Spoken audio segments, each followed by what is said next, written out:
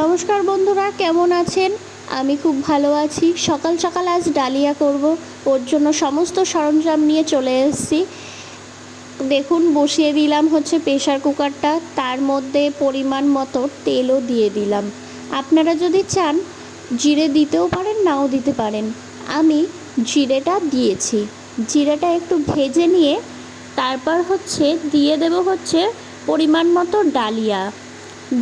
ডালিয়াটাকে না ভাজা ভাজা করতে হবে কিছুক্ষণ। করার পর আপনারা না মুগ ডালও দিতে পারেন বা মুসুর ডালও দিতে পারেন। আমাদের মুসুর ডালটা ছিল না, সেজন্য মুগ ডাল দিয়েছি।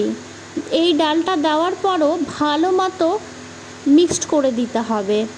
দেখুন, ডালের পরিমাণটা আমি দেখিয়ে দিচ্ছি আপনাদের। এতটা ডালের মতো দিয়েছি, দিয়ে এখন ভালো মতো নাড়াচাড়া করতে হবে। তারপর ভিজিয়ে রাখা যে দেখলেন না আলু আর লঙ্কাটা কেটে রেখেছিলাম, ওটা প্রেশারের মধ্যে দিয়ে দিলাম।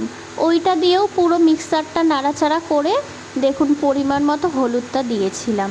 এবার হয়েছে কি, লবণটার আন্দাজটা আমি অতটা ভালো বুঝতে পারি না বলে মাকে বললাম যে মা, একটু লবণটা একটু বুঝে দিয়ে দাও। সেজন্য মা আবার কাজ করছিল, দৌড়ে দৌড়ে এসে লবণটা মা হচ্ছে বুঝে দিল। পরিমাণ মতো আপনারা একটু লবণও দিয়ে নেবেন।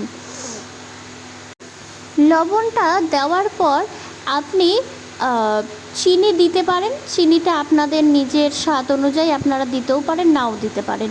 এই ডালিয়ার মধ্যে না আপনারা অনেক সবজিও দিতে পারেন। আমাদের কাছে শুধু আলু আর লঙ্কাটাই ছিল, হাতের কাছে গাজরটা ছিল না, ওর জন্য আর দিইনি। আর এখন পরিমাণ মতো জল আমরা দিয়ে দিচ্ছি।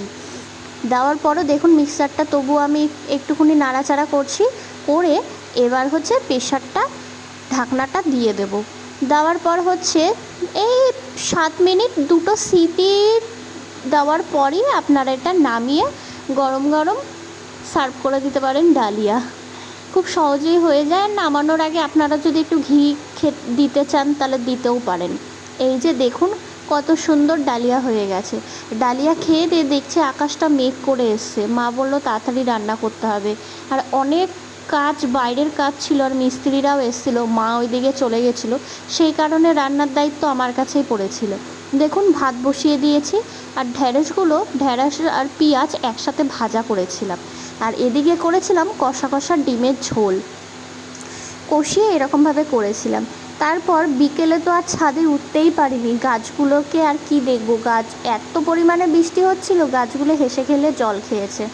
তারপর একেবারে রাত্রেবেলা চলে এসেছি। দাদা বলছে বৃষ্টির দিনে আজ আমি বিরিয়ানি খাবোই। বললাম ঠিক আছে।